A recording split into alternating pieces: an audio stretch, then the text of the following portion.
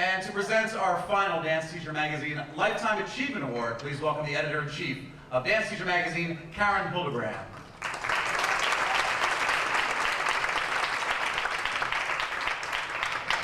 Hello, everyone.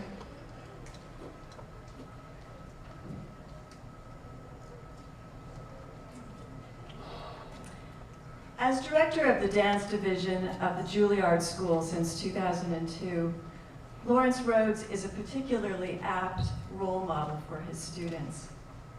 He's had exactly the kind of professional experiences to which they aspire, performing as principal dancer with some of the most noted ballet companies in the world: Ballet Russe de Monte Carlo, the Joffrey Ballet, Harkness Ballet, Dutch National Ballet, Pennsylvania Ballet, Elliott Feld Ballet. He also demonstrated a talent for leadership when he became not only principal dancer, but director of the Harkness Ballet. He directed the dance department of NYU's Tisch School during the 80s. And for 10 years just previous to joining Juilliard, he was artistic director of Le Grand Ballet Canadien de Montreal. As a master teacher, Larry's ballet class is celebrated. His longtime colleague, Alexandra Wells, paid him the ultimate compliment when she said, "His class sets you up for the whole day." Sounds modest, but that's kind of a big thing, I think. It sets you up for the whole day. As writer Alan Ulrich reported in the July issue of Dance Teacher Magazine, Larry brings to his position at Juilliard a certain care for the individual. You might say that he has brought heart to the rigorous training that the school's known for. His innovations to the program have come very much from an empathetic place, whether it's scheduling classes with concern that a student take dance with a warmed up body, to his new dance program where guest choreographers are required to cast all students, not just the stars of the class. Because, he said, "I believe that being a part of the creative process and performing are essential to every dancer's education." When our editors at Dance Spirit asked him last year what he looks for in a Juilliard student, he answered insightfully on several fronts, including that he looks for those who are dancers already and can be trained to become artists. But what caught my attention was that he said, musicality and self-possession are also key. That has to do with people being calm and focused enough to be able to hear the music. Calm and focused enough to be able to hear the music. I'm very pleased to present the Dance Teacher Lifetime Achievement Award for 2009 to an artist and mentor who very clearly is able to hear the music, Lawrence Rhodes.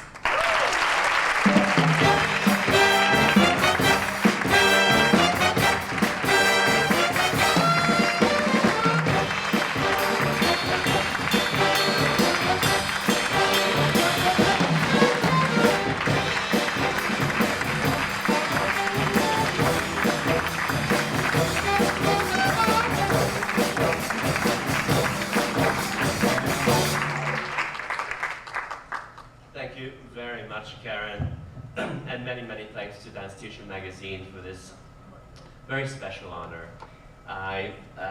Probably everybody says that, but it's hard to imagine that when you've spent your whole life doing something you really love to do, that you get a prize like this. It's a fantastic surprise. I am deeply honored, but because I've always been humbled by the enormity of this art form, I feel humbled now as well. I'm going to tell you a little story that very few people know about me. When I decided to retire from the stage at the age of 38, after a very happy and fortunate career of 22 years, I thought that I had... A few people remember. Good. I thought that I had spent, half of my life practically dedicating all of myself to dance, and that perhaps in the second half of my life I should choose another profession. I thought that I would like to go back to school and become a social worker. It's true. It's true. My wife and I, Lona is her name, we were working with a brilliant woman called Dina Harris, and Dina was incredibly inspiring to me. Her theories talked a great deal about real human potential, and her equal concerns with brain and body. Problem solving is a key word with her, and she was an amazing woman. I have to say that I count her as one of my greatest teachers. With a wife and child to support, and only a high school diploma in my dance bag, I thought this was out of the question to become a full-time student. But I did take the job at NYU Tisch, in part because I could take classes there. And I did start to take some courses at that moment. However, it got me. I found teaching to be instantly very rewarding and inspiring, and I certainly thought that Dina Harris's theories could be incorporated into the work and were applicable to dancers' lives as well. And I stopped the courses and kept teaching.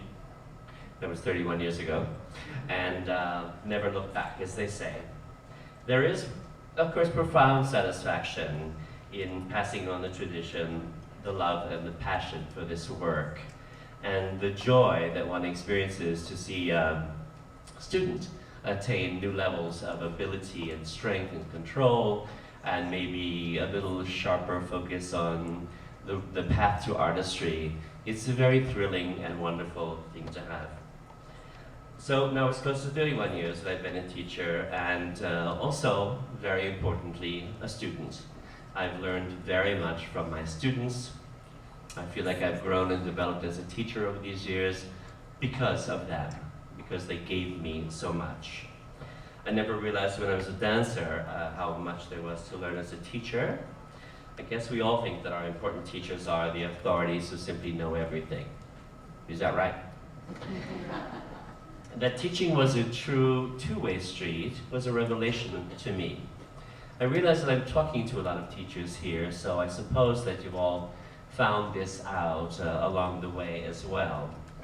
Teachers of all kinds. I remember a music teacher and a Latin teacher in high school that were inspirational and fantastic role models for me, as well, of course, countless ballet teachers and choreographers. Teachers are essential to the development of our young and beautiful children, so I thank you all for being here, for taking care of your students, and for contributing to the greater good. You are most appreciated. I have to add, with some sadness, that the dance world has recently lost two giants, Pina Bausch and Merce Cunningham. They were remarkable and great innovators in this field, and they changed forever the way we see work, the way we look at dance, the way we perceive it, and the way we work at it. I never worked with them personally, but I knew them, and I watched them very closely over many years, and have to imagine that they also are in some way great teachers for me. I want to say my deepest appreciation to them and their work. One of my first dance teachers was my mother, who taught me how to Lindy and Jitterbug when I was about 4 years old. I wish she were here. The other important woman in my life has been my wife of 39 years, Lona Isaacson. She's always been there for me, and I thank her for her constant friendship and love. So let us carry on. Here's to many more years of teaching and learning for all of us. Thank you.